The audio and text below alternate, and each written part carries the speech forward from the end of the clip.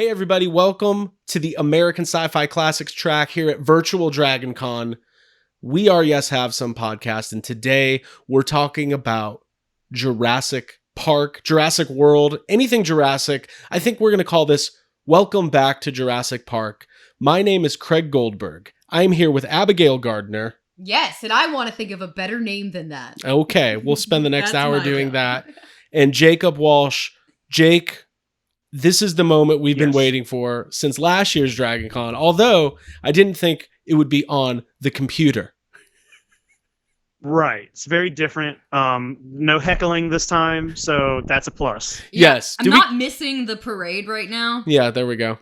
Well, welcome everybody. Thank you for joining us. It's really cool that DragonCon and the American Sci-Fi Classics track are making DragonCon happen in some way, and we're happy to be here. We're excited to talk about Jurassic Park. For those of you who don't know, like I said, we are Yes Have Some podcast. We have hosted a podcast, and we have a YouTube channel for the last 5 years. We talk about all sorts of stuff. Ghostbusters, Star Wars, things of that nature. But really, Jurassic Park is one of our primary sources of entertainment and excitement. And I just can't wait to have a general conversation about dinosaurs, really. And it's funny, Jake, I feel like you've liked dinosaurs as long as dinosaurs have existed. 65 million years. Yep. That's about how long. Yeah, for sure.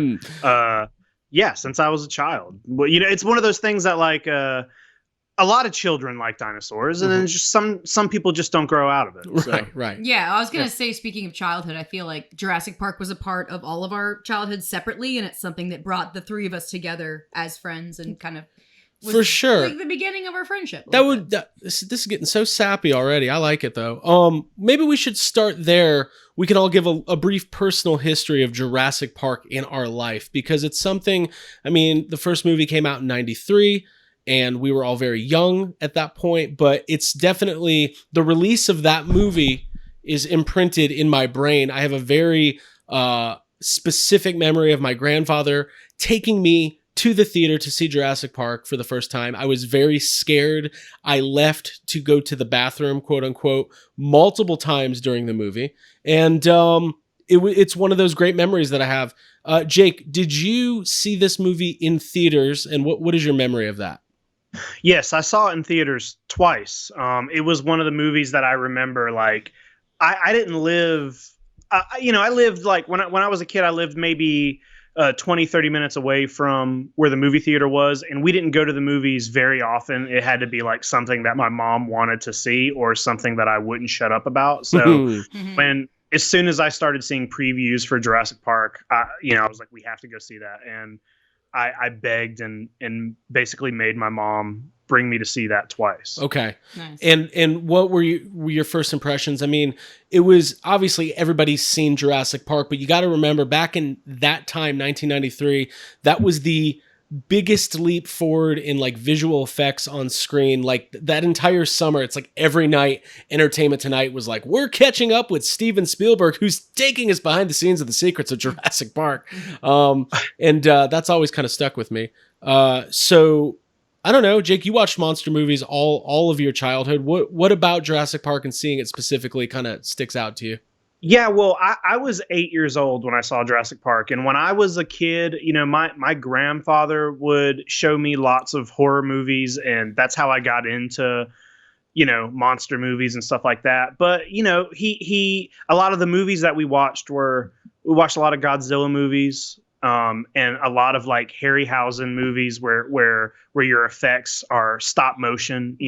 Some of the old dinosaur movies that we used to watch were movies where they would just put, they would glue some horns to an alligator, right. Stuff like that. So it's like when you watch stuff like that, when you're 8 years old and for the, whatever couple of years that you've actually been digesting and watching movies, that's the kind of stuff you see.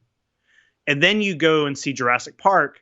I remember like going to my grandpa after I saw Jurassic Park and I was like, no, they're real dinosaurs in this. I remember being like, this isn't like the stuff that we watch. Right. These are real animals. Yeah. Like the special effects being that realistic for me and my background with seeing the movie, it was like part of the reason that my family, who was, I grew up pretty religious and homeschooled, so we didn't go out and see a lot of movies. I remember seeing Jurassic Park, Titanic, and Braveheart in the theater. And we saw Jurassic Park because mostly it was like such a phenomenon. That's a weird grouping of movies. I know. That's like the Gardner family trilogy right there. Okay. We'll those talk all take about place in, Braveheart at that's another the time. same universe in your family. Yeah, to them it is. Hi, Mom and Dad. Also, so yeah, I remember going to see Jurassic Park.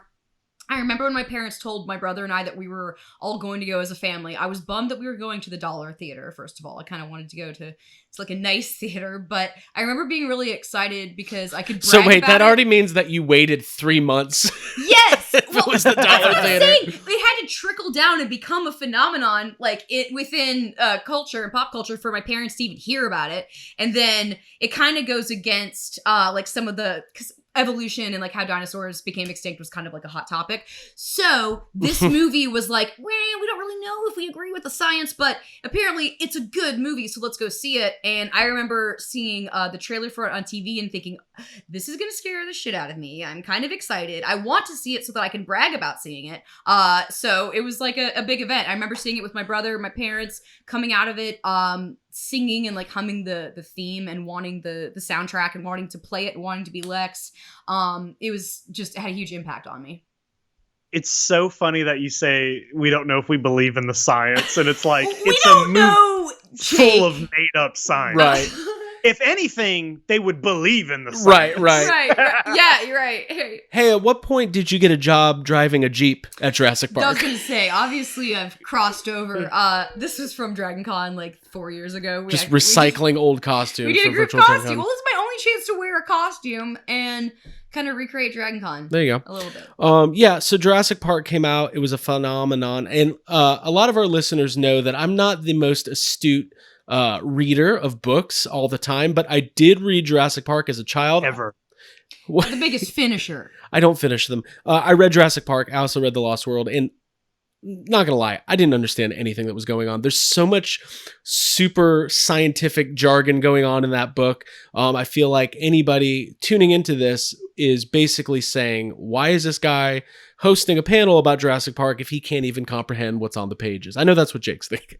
That is what I'm thinking, especially because like Why are you I here? read it for the second time a couple years ago, and there are like a lot of sections where they cover the chaos theory, but there's also like, I don't know, there's a lot of really cool stuff that happens in that book that doesn't happen in the movie, and there's a lot of, it's definitely not like a PG-13 book, you know, as the movie is. Right. I remember my teacher in 7th grade was reading The Lost World at the same time as I was, and I used that as a way to like suck up to her. Did you feel so smart? Were you like, I'm reading the same book my teacher's reading? Yes. She knows way more words than I do, yet we're reading the same book. It's a book club. No. So yeah, Jurassic Park's been with us our whole life. We're big fans of the franchise and we're collectors of toys. Now, the Kenner Jurassic Park toys were some of my favorite toys as a kid, but I remember like, you know, we talk about as toy collectors these days, they're hard to get, they're hard to find. I remember it being hard to find some of that stuff, even though stuff was more available back then. Like I remember when I got the Jeep Wrangler toy, the Kenner toy, I remember thinking like, whoa, this is a big find. My parents really came through. Like I don't think that this was very available. I'm sure it actually was, but I only had a couple of my Jurassic Park collection as a kid. Basically, I would lose all toy collector credentials if anybody saw it because I had the Jeep, and I had maybe like Grant, and I had Ellie and like one Raptor, and that was it. And I would just stare at that Kenner catalog, dreaming about that compound. Like, man, I don't believe kids can even get this thing. Like, there's no way this even really exists, but it does exist because I've seen it. So Yeah. yeah. And adults can get it now, like Jake. Yeah, now Jake has it. So yeah, lots of fun with Jurassic Park. Now, what we really want to focus on tonight is where we are with the franchise and where it's going. So, Fallen Kingdom was the last movie that came out in the Jurassic World franchise, and obviously they have kind of just begun production of the new movie, which I believe is called Dominion, and that's going to be the one that is kind of the closer for this new trilogy. So let's go back to Jurassic World a little bit. 2014, 2015, I believe, was kind of the revival of Jurassic Park in theaters. I want to talk about what we feel about Jurassic World as a movie, what differs from it as far as like, the feelings that you get, because you can make an argument that none of the Jurassic Park sequels have really even gotten close to living up to the magic of the first one. So maybe we can kind of talk about, Jake, and you can kind of lead us off, since you have I would say the foremost knowledge. That's inappropriate. Hey, shut that off. It's my mom. Craig's mom. Let's put her on. No, let's not. It's DragonCon. Anything can happen. Family. Who knows? Anyone could walk into our panel and then walk out. Jake, hopefully nobody's walked out yet. Yeah. Jake, going back, I know you were really looking forward to Jurassic World. Did you have hesitations before that movie came out? What was your initial reaction after seeing it? I believe we were all together, but yeah. Yeah, well, I mean, I absolutely, the first Jurassic Park is like a milestone movie. There's nothing that's ever going to be close to it. I don't think. Even when Spielberg came back and did the Lost World Jurassic Park, it has, there are parts that do very much feel like Jurassic Park, but then there are things where like Ian Malcolm seems like a completely different character, and written and acted, so it's super weird. But when I saw the first trailer for Jurassic World, like I was excited, but when I saw the first trailer, the first trailer was enough to show me like I need to let go of thinking this is going to be anything like Jurassic Park, because it's clearly not. From the first trailer, that. And after doing that, I thought it was very enjoyable. There definitely are some things that feel, like Jurassic Park, but it is clearly just a new thing. Like, and that's we're in as the world turns and movies change, they just don't make movies the same. You know what I mean? Like there are few directors that are out there that are able to continue making the movies they want to make them the way they make them. And that's a handful of people. And then other than that, especially when you're doing like tentpole movies or summer movies or movie for a big studio, you do what they want, or, it's just a different thing. So just the way that Jurassic World is made is so completely different from Jurassic Park. It's just different. Right. I mean, you definitely, because it's modern times and you're losing some of the charm of the original combination of animatronics with really groundbreaking VFX. And we could probably talk till we're blue in the face about how come the special effects of Jurassic Park kind of hold up better than like 20 years of movies that came out after it. Right. But it's that lightning in a bottle kind of effect. It's really hard to capture that. And I think that the sequels that follow Jurassic Park could never really do that. It's kind of unfair to think that they could. I remember when going into Jurassic World, I was kind of hoping there would be similar character structure and things that maybe I was holding on too much to the past and to the original. Because initially when I saw Jurassic World, I was like, ooh, I was kind of let down. It actually took me a little while to come around to it. Yeah, you like wrote an op-ed. You did not like that movie. I didn't like Claire Dearing at first. Her character really rubbed me the wrong way. Mostly the choice of costume design and kind of her rigidity. Her what? How she was rigid about things. I said something else. I said her virginity. I was like, no. Did they touch on that in the movie? movie? I didn't love her. I associated and understood her more in Fallen Kingdom, actually, and thought she was more likable. But upon my first watch, I didn't love Jurassic World. Since seeing it, though, several times, it's grown on me. Yeah. Well, let's talk about Sam Neill versus Chris Pratt and why why Jake gets so upset when I say that sentence. Sam Neill is a great actor. I don't know why he's not in more stuff, but his portrayal of Dr. Alan Grant in the first Jurassic Park, and also, I mean, he's good. Sam Neill's the best part about Jurassic Park 3, I think. I mean, at least one of the best parts. Like he has a really great grasp on that character and what that character's motivations are. And they tried to kind of build out Chris Pratt, his Owen character. It's a completely different thing. Like this guy is like raising raptors and training them. And I was really excited about that when I first heard it. But even though I like Jurassic World, I don't feel like the execution is 100% there for that kind of story. I don't know. I mean, Jake, how did it strike you when you first getting to know Owen as a character and as the leading man of this new trilogy? That character is, I agree with you. That character doesn't quite work for me either, and I think it's like not fleshed out in the right ways, and it's like there seems to be weird character motivations, and it's also like I go through this thing where when I'm not watching a movie that Chris Pratt is in, I dislike him and I get annoyed with him very easily. but then it's like you watch Guardians or a Marvel movie or something that he's in, and I'm like, oh, this is great. He's great in right. Under proper direction. I feel I don't love that character or his portrayal of that character. I do think like I felt like it was a little better in Fallen Kingdom. Okay. But I feel like him and Claire both, it feels like they made Jurassic World.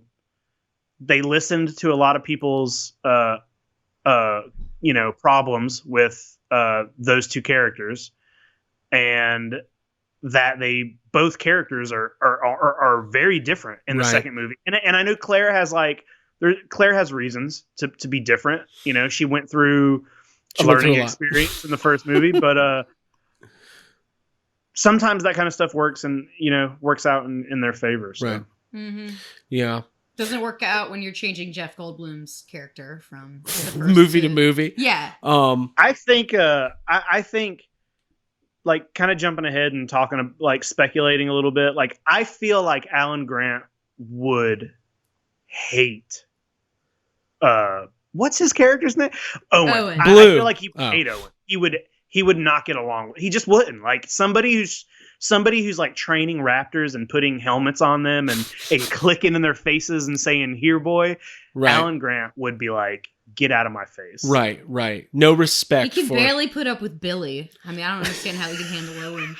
And Billy's kind of Billy and Owen are cut from the same cloth, I think. Yeah. We're referencing Billy from Jurassic Park 3. Yes. One of the forgotten characters of the franchise. I still wish Billy would have died. I always hated that he comes back randomly in the end. Always just the smallest gash on his face. He stole the eggs. Yeah, not cool. Not cool. It's messed up. Does anybody die in Jurassic Park 3? Are there any deaths besides the dad from the opening credits? Oh, right. And besides the two other guys get killed. Like the raptor kills one guy and the Spinosaur kills one guy as soon as they land. Right. The rest of the movie, there's nothing. That is kind of why it's weak sauce. It's a low death count. The most stressful part about that movie is when they're about to land and Grant's like, what are we doing here? Hold on, is this a ruse? Yeah. So let's talk about dinosaurs. That's why we're here. We can't have a dinosaur panel and just talk about Chris Pratt the whole time. Good, because I'm done with Chris Pratt for this. My all-time favorite dinosaur is the Verizon Wireless Presents God, I don't even know what it's called. What's that thing called? What's that? Indominus Rex. Yeah, the Indominus Rex. Oh my god. That's how much I love it. There it is. I remember being really worried about the thought. Like, there's so many dinosaurs that we haven't seen, in Jurassic Park movies that, like, when they were like, oh, we're going to be inventing new ones, I was like, well, that sucks. Don't invent new ones. Yeah, we want to see the old. Yeah. I mean, we've talked about this before, but inventing the new dinosaur makes it's no longer a dinosaur. Right. You know what I mean? It's like that takes Jurassic Park from a movie about, nature and like the duality of, the issues and like morality, accountability and morality. That changes from being about that to being about it's a monster movie. Right. Jurassic World is a monster movie. That's not a dinosaur. It's a monster movie. True. And they went full force with that with Fallen Kingdom. That's so much a monster movie that it takes place in a haunted house. Yeah, there's a manor. Yeah, with an auction. Yes, exactly. I have issues. An evil business. Anybody who listens to our podcast knows that I have issues with Fallen Kingdom. And after the last couple years, I still can't articulate what they are. There's just something about it that feels off. It's got clunky dialogue. It's got very strange pacing. And continue. I don't know. I'm mixed on it. There's some things I really like about Fallen Kingdom, but I think what maybe is throwing some people off is something that I liked about it is the decision to move off of the park and out of the islands, right, and to be like, hey, it's a completely different setting for most of the movie, and that's the only way you can do things different when you're 5 or 6 movies into a franchise. Like, what do you do? So I think that was a good choice, but that also throws a lot of people off. And I feel like maybe you're getting a little bit of that when you watch it and you're just like, well, this doesn't feel like Jurassic Park at all, because you're not used to watching a dinosaur sneak up to a sleeping child in its bed in a mansion. Not usually. That's not normally what I watch. No, it's not normally. But yeah, I mean, I like that they moved off the island. I do feel that the first island from the first movie is such a core aspect to that setting, is so important to the franchise that letting it kind of melt away in a volcano while you watch all of these dinosaurs perish. Yeah. In the first 30 minutes of a movie, it doesn't feel good. It didn't feel good. I don't even like, Abby had a Fallen Kingdom on today, and I didn't like it that it was on. It was bumming me out. Yeah, I spent $3.99 to rent it, and I guarantee they sorry, go ahead. No, it's fine. My one point was that I didn't like the way that there was so much action in the open. It's just kind of it's a waste because you don't care about the characters that are killed off, and just to have the dinosaur attack in that, it just is. It should be I would prefer it be a slow build. Like you fall in love with the island and then shit goes down. Well, I mean, Jurassic Park kind of follows a similar model to Jaws. It doesn't hold out quite as long, but I think there's a stat.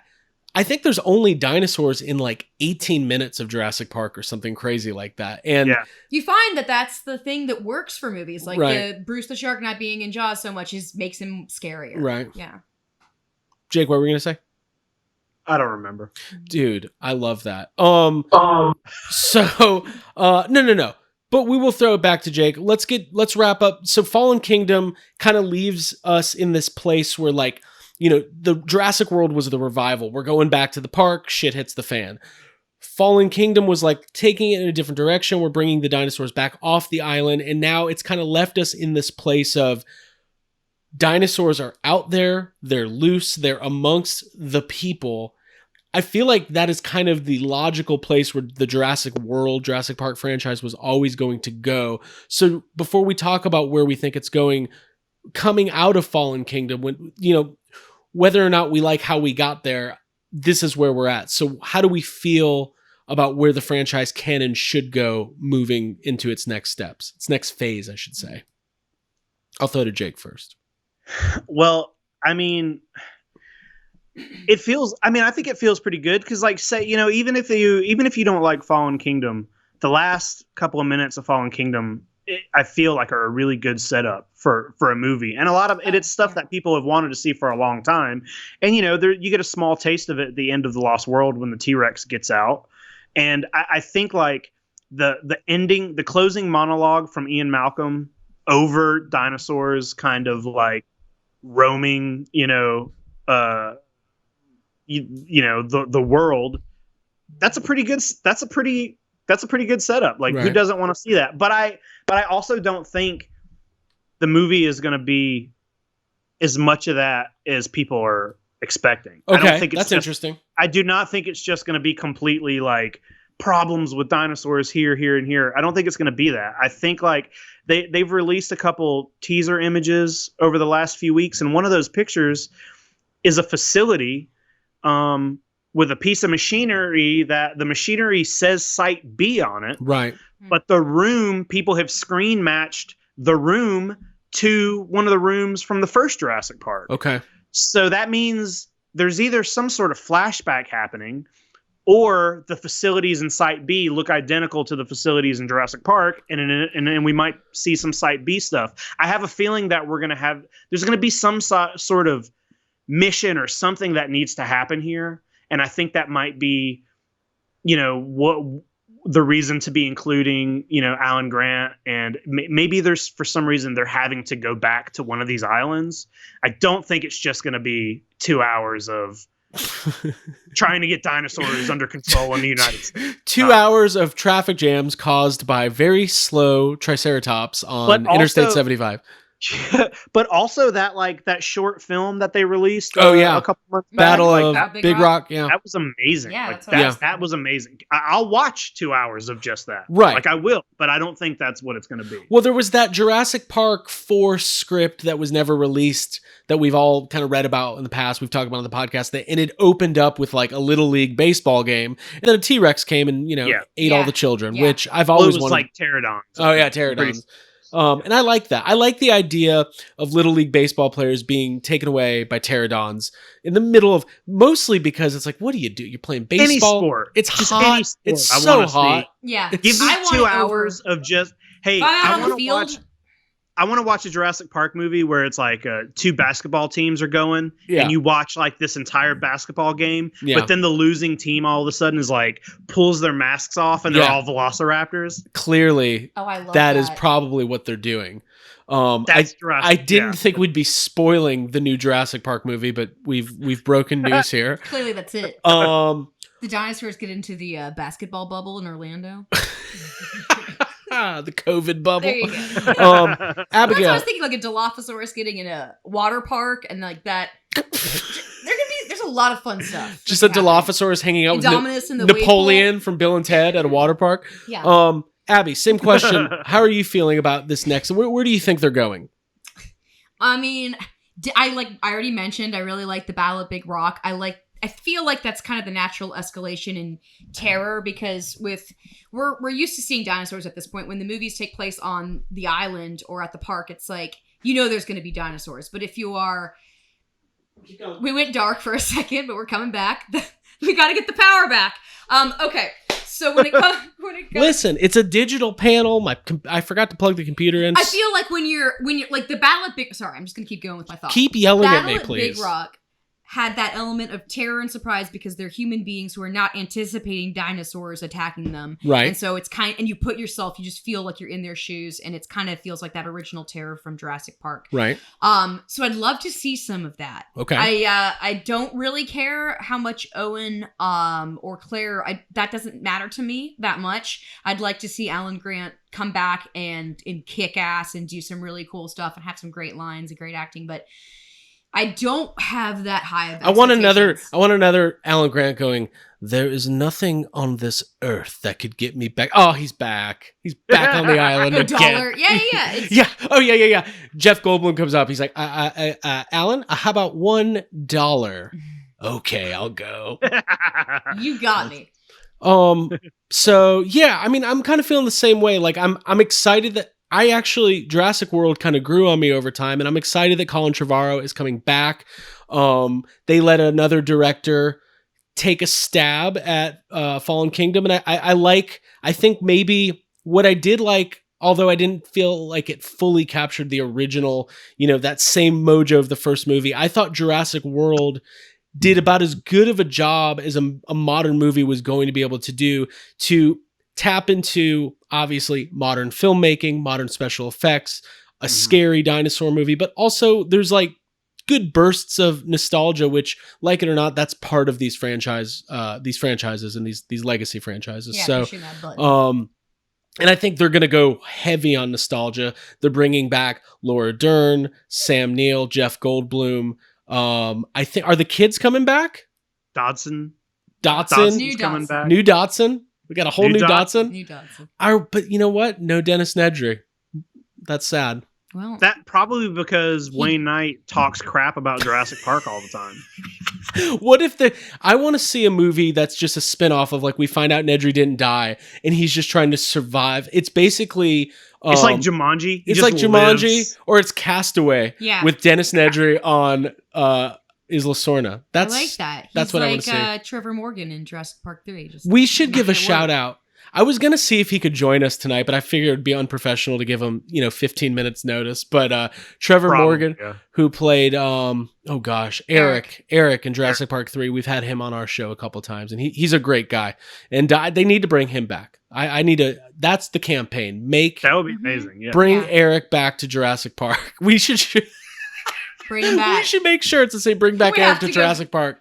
We Back to should. Jurassic Park. So listen, what we did was to get some conversation starters going. We have an official Facebook group on Facebook, because I just said that. It's called Yes Have Some Group Therapy. This is where we commiserate about movies and toys and all of the things we talk about, all of these franchises that are near and dear to our heart. And we said, hey, listen, Jurassic Park, DragonCon, panel, we're doing it virtually. Normally, this is the point where we would take questions from the audience, but we don't have an audience with us. But we wanted to give people a chance to ask questions. And we got some good stuff. I didn't look at them too deeply because I wanted that DragonCon feel of like getting questions you just didn't expect. I'm fresh. Yeah, No so notes, no notes. Let's start running through these, and here we go. Nick Dayoff says, what is one toy or collectible that hasn't been made from Jurassic Park that you really want to have? This is a tough one because they've made a lot of good stuff. There's a lot of good toys, a lot of good statues. There's been cryo cans. There's been night vision goggles, kind of. At some point, they'll have night vision goggles. Inside joke.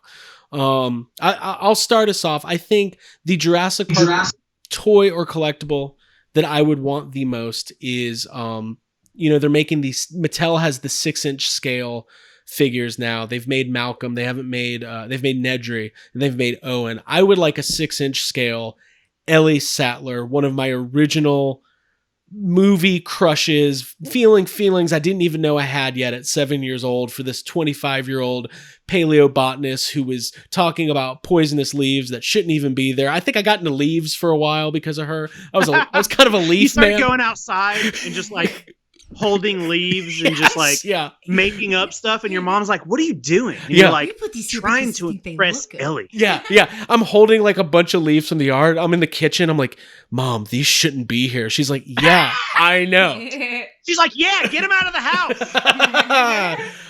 Abby, do you have anything for this? I can't think of anything off the top of my head except for maybe like the Ivy bag for the blood exchange for the T-Rex from Fallen Kingdom. Okay. So you can like do it yourself. Do it yourself. Blood transfusion. Blood That's what I transfusion was from a trying to get T-Rex. to. Okay, yeah, that's not going to happen. Jake, It'd be neat. anything come to mind for this one? Operation. Like you said, they've made almost everything, but I think it would be cool if somebody did like maybe like a life-size baby T-Rex from the Lost World would be cool. Oh yeah. Yeah, that's neat. Oh Either yeah. like a puppet or a statue or just something, like that. Because I mean, it's big, but it's not Right. I bet that could be made. like a foam one would be cool. A body Yeah, pillow? sure, like a phone. You throw it, HasLab. yeah, you throw it in the back of your convertible, drive around San Diego, just see what happens. Yeah, sure. Cool. Abby, next I question. love that. If you were a dinosaur, what would you be? Probably a compy. I think the compies are cute and little and menacing and just fun. Yeah. Either that or Dilophosaurus, or maybe Dude, I wouldn't be a Velociraptor. compy. I'd be that little British girl from the beginning of The Lost World, because like she's on a yacht. She's just having a great time with her rich family. Living her life. got something to do with my answer. I feel like that's like they have a life of luxury. They're on the shores. You think the compies are getting on They the get to yacht? nip at little cakes and treats and stuff. Jake, what dinosaur would you be? Something off the top of my head, I'm not sure, but I would be one that doesn't have to. I don't want to be something like a compy because that's prey for hundreds of other dinosaurs. Right. I want to be something that doesn't have to run away from other creatures. Probably something big and lazy. You know what I mean? Like a T-Rex or something that can kind of like chill, not worry about a bunch of other dinosaurs messing with me. Yeah, the T-Rex doesn't have a lot of stress in his I life. Find it. Right. Yeah, I don't want to be stressed as a dinosaur running from bigger dinosaurs. Okay, good. Okay, Yeah. I'll hang out with you as a smaller dinosaur and just make sure that you'll protect me then. I want to be a velociraptor because I want a 6-inch retractable claw and I want to with it. If I'm a dinosaur. Can you on this panel? Well, Here we go. real velociraptors don't have 6-inch claws. I didn't mean to say a bad word. I'm sorry. I said a bad word. We'll You keep did. it going. It's fine. It's fine. People know. People I'll edit it. People know. We People can know. say it. We can say, I almost Nobody said cares. one. See, nobody cares. Nobody You were the only one that cursed when we actually did the DragonCon panel. As well. I know. And you're the only one that cursed this time. They gave us fair warning. There you go. Aaron I Knowles said said screwed up earlier. that last question was from Aaron Kane. This one's from Aaron Knowles. What would be the first dinosaur you would clone and why? Okay. Same answer as before, all of us. Compy. More compies. It's more copies. T-Rex. Like and, that's a hard one. It would be a T-Rex because that's my favorite. And that's what I want. I'd clone a Mosasaurus and put it in Lake Lanier. Just to A Mosasaurus? Mosasaurus. Brandon Shelton says, if Spielberg and company stuck with the original plan for stop motion dinosaurs, would that have changed your view going into the movie for the first time, or would it not have mattered much? That one's really hard to say. It's such a what if. I don't think the stop motion would have had the cultural impact as big of a cultural impact, I should say, as Jurassic Park ended up being, because even for, whether or not you like the movie or not, you cannot deny how incredibly groundbreaking those special effects were. Yeah. So who's to say? We don't know what it would have been like, but I know that the special effects as they were mesmerizing and like mind blowing for me. Jake just wouldn't have been able to go to his grandpa and brag about it. Yeah, I would have came out just as excited because I was 8 and I was a kid, and I wouldn't have, I still would have been excited to see that on a big screen. But like you said, it might have changed the actual impact of the movie as a whole. Excellent. Chris Wright asks, better movie, Lost World or Jurassic Park 3? I enjoy JP3 and put it on more often than Lost World. Okay. So I'll say that. Whether I don't think it's probably a better movie, like no, there's no. I mean, I enjoy it more. There's not many movies that are going to be better than even Steven Spielberg's not great movies are better than most movies. Mm-hmm. I would say Lost World's the better movie. Yeah, for sure. All right, cool. Justin West, question for Jake. Okay. What scene from the book Jurassic Park do you most wish had actually made it into the movie? Oh, this is good. This kind of touches on something we talked about earlier. Something that happens very early on in the book, if not maybe how the book opens, is that the way the dinosaurs are already getting off the island before the power goes out in the book. They have found ways to get out. And the book opens with a baby being eaten in its crib by a compy. Oh, yeah. And that's terrifying. Mm-hmm. And put that in the movie. Yeah, sure. There's also I'll give another answer that's more of a like something they could actually put in a family friendly movie. There is kind of like a famous river scene. Mm-hmm. There is a scene in the book where they're going down the river and they get attacked by a T-Rex, and it's a pretty cool part of the book. It was going to be in the movie. There are some like storyboards. You can find some artwork where it was going to be included, and instead it basically turned into the Jurassic Park ride at Universal Studios. That's what that's based on. Right, it's based on the scene. So that would be pretty exciting to see. That's a huge part of the book. It's long. I mean, I think that goes over like multiple chapters, and they kind of adapted some of that into Jurassic Park 3. But I guess the question wasn't for me, so I'll stop. Derek Martinez says, what's your favorite death scene in the series? Mine's Nedry, but a close second is Eddie from The Lost World. I believe Eddie's the one, he's up in the tree. Mm-hmm. A high hide. Abby, favorite death scene? I was going to say Nedry, or what's the lawyer's name? Gennaro. Yeah. I like that. Gennaro. Those are both pretty gnarly deaths. I think the very first death in Jurassic Park is kind of the most shocking. The one where they're moving the raptor into the enclosure, and he gets like pulled off the ground. Mm-hmm. That I think is such a good and scary opening to a movie. I think it's probably that one. There's this one part that I love in Jurassic World where when the Indominus gets out for the first time, and the guy who opens the door and he hides behind the truck, the Indominus. And there's this scene where he like looks over at Owen because he knows. He like looks over and I think he mouths something. But then the Indominus's like jaws just clamp around his body all of a sudden.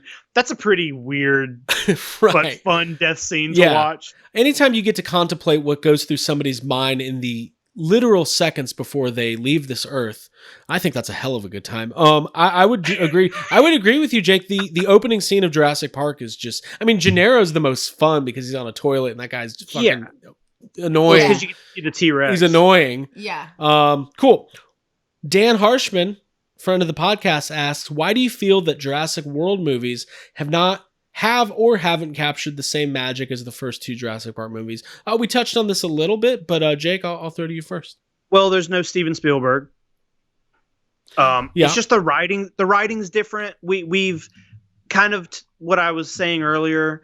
We've evolved to make movies have less talking scenes and more running from things. And there are these really big moments in the first Jurassic Park that are about nature and about when they're having the dinner and they're all telling John Hammond how bad of an idea it is. That whole philosophy and those talks are really important for everything. Well, because it touches on the overarching. Jake might have froze, but we'll keep going. And he's back. You froze for a second. Yeah, I'm back. You guys froze. Yeah, I was just saying, those things are really important. There's not a lot of that in Jurassic World. That plus the fact that it's 98% CGI takes some of the magic out of it as well. Yeah, I mean, if somebody says, what are your favorite acting scenes of the first Jurassic Park, you can right off the bat say, well, the lunch scene that Jake was just talking about, or the scene between Hammond and Ellie when they're eating the ice cream, or the kids and Dr. Grant when they're in the tree. And so many quiet moments. But if I said, what do you think's the best acted scene of Jurassic World, you're like, ugh. Yeah, there's that funny guy from the show with the girl. Yeah, there's a lot of things that you can't recapture or redo. You can't go into the park and see the dinosaurs for the first time and have that question of morality, like Jake was saying. Well, that's the thing. The first time, you can't beat that first experience. All right, cool. We'll move along. We'll tackle a few more of these and we'll get wrapped up. This is fun, by the way. I'm really glad that we got the chance to do this. Christopher Dilworth, is there room in the world for a Jurassic Park prequel? I don't believe there is, but maybe you guys have different opinions. That's a cool question. Abby, what do you think? JP prequel. I feel like we've talked about this with Hammond and his flea circus stuff at some point on our show, how he got into the dinosaur business and opening the park. Maybe that would be interesting.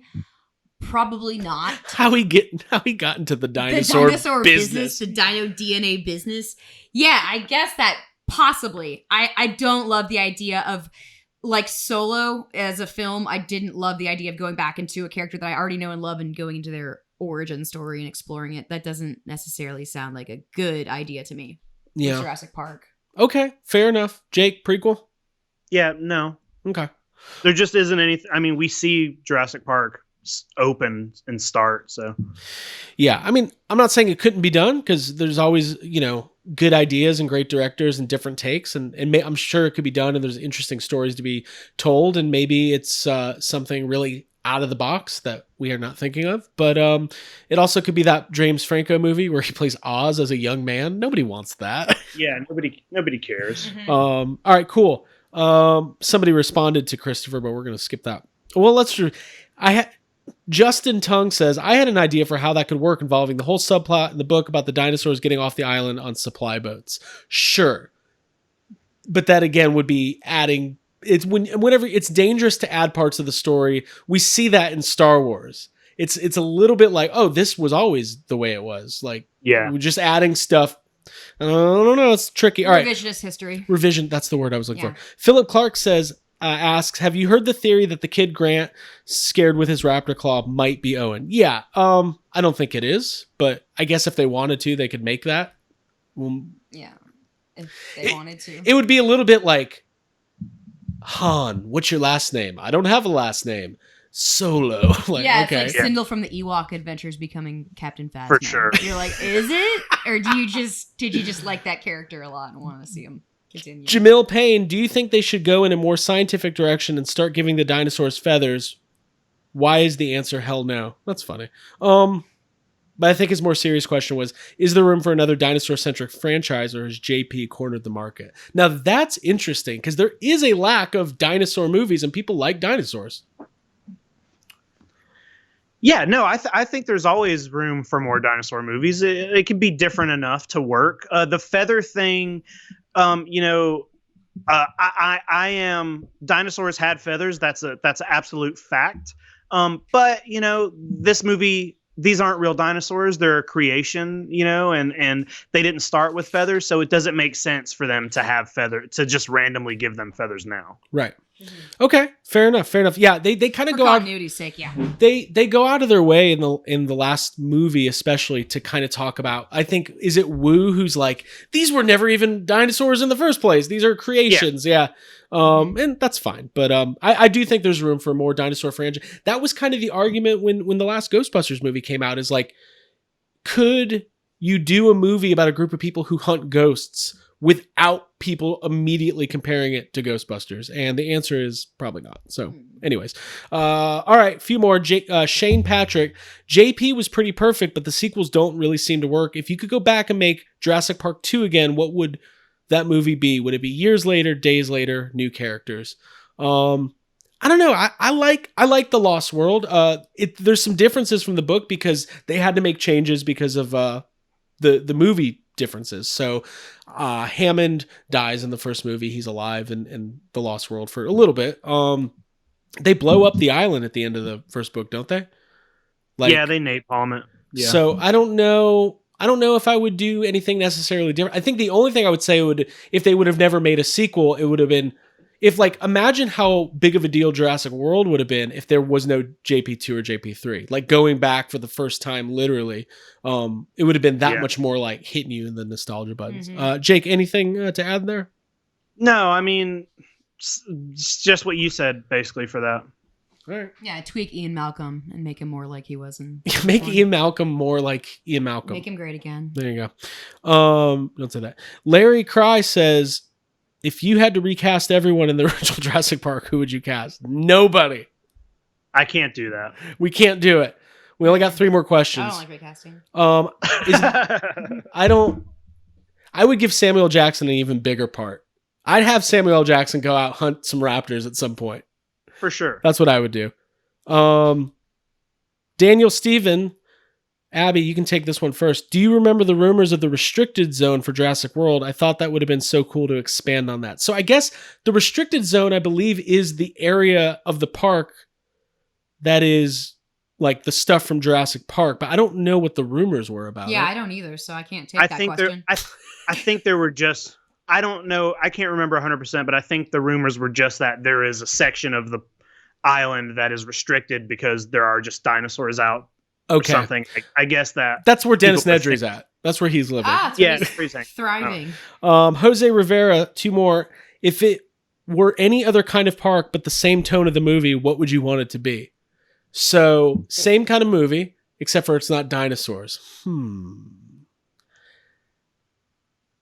I don't know how to answer this question. I don't either. Are we bad hosts? No, yeah, I mean like a cannibals. SeaWorld? Human Cannibal Park. Sure. Yeah. Kids will travel from all over. We'll have a coupon day to come see the cannibals. Cool. That would kind of be fun. How was your vacation? Dad didn't make it. What happened? We went to Cannibal Park. You can fill in the blanks. Last question, Brandon Whitmore. What's the dumbest shot in the franchise? And is it the Alan scene where the raptor says Alan? No, it's not the Alan scene. That's one of the best shots in the franchise. Yeah. Dumbest. I love that. Well, people have been talking about that recently. It's so funny. The preview, if you go to Netflix and go to Jurassic Park 3, that's what it plays. Alan? Oh, cool. Alan? I don't know. Dumbest shot? I don't know. Kid watching Barney in Jurassic Park 3? Yes. Yeah. I feel like that's the most irksome and unnecessary There's a thing. there's a couple instances of bad CGI throughout, Jurassic Park 3 and mainly in Jurassic Park 3 there's a couple there's really good animatronics, but there's some bad CGI in Jurassic Park 3, and I would say that. I mean, by the end of Jurassic Park 3, I'm pretty over the satellite phone ringing. Although I think that's Jake's ringtone, so I don't think Jake's over it yet. Jake's never over it. It is my ringtone. Well, cool. That was all of our questions. So, final thoughts, Jurassic Park. We kind of tried to cover a lot of ground here. I feel good about the franchise. Like I said, they just started filming the new one, and I have a feeling this new one it could be the best of the new trilogy. They did it. We did it. It's going to be good. I'm excited. I'm excited for the cast members to come back that we miss. Yeah. Now, last thing, we get pretty emotional around here. When that first trailer drops and you see those originals, will there be tears? There will be tears. Certainly. Yeah, probably. I mean, I'm sure they'll tease them. Yeah. I think they're going to go full. I bet the first trailer is going to be 3 minutes of just Grant and talking to her. Slowly buttoning his shirt Okay, on, real quick. We're going to wrap it up on this. kerchief. Teaser trailer. One of those teaser trailers was, this scene's not even in the movie, but this is how they do it. Tight shot on the back of a leather chair. Slowly reveals you're in a therapist's office. Mm. You hear Alan Grant say, I don't think I can go back to that island. I lost my love there. I lost my good hat there. Wait, but then his phone rings. Yeah. And you look down and for some reason it says that John Hammond is calling. Yes. Yeah. And then he looks up. That's it. John Hammond just sent a payment of such and such to your PayPal account. Yeah, you got a PayPal account from InGen. And then he looks up and his therapist is that raptor who says Alan. And he's like, Alan? How do you feel, Alan? How does that make you feel? Jurassic Park 6. Yeah. It's like, the raptor's like, you have to realize, Alan, that your mother and her shortcomings have nothing to do with what happened on that island. It was a metaphor. Listen, guys, this was fun. Thank you for joining us at the American Sci-Fi Classics track. Thank you for Gary and Joe for all the hard work that they're putting in for these virtual panels. It's a ton of work. It's a ton of effort. And listen, we'll be back at DragonCon next year. Oh, yeah. Sure. Absolutely. Yeah, absolutely. And I can't wait. I'm going to go eat a bunch of pizza after this. Jake, any final thoughts on Jurassic Park? No. I'm just excited for more. All right. There you go. Bye, everybody. We're Yes Have Some Podcast. Please download our shows on iTunes, Spotify, YouTube, anywhere you get your podcasts, and we will see you next year. Cool. Goodbye. Bye, guys. Y'all.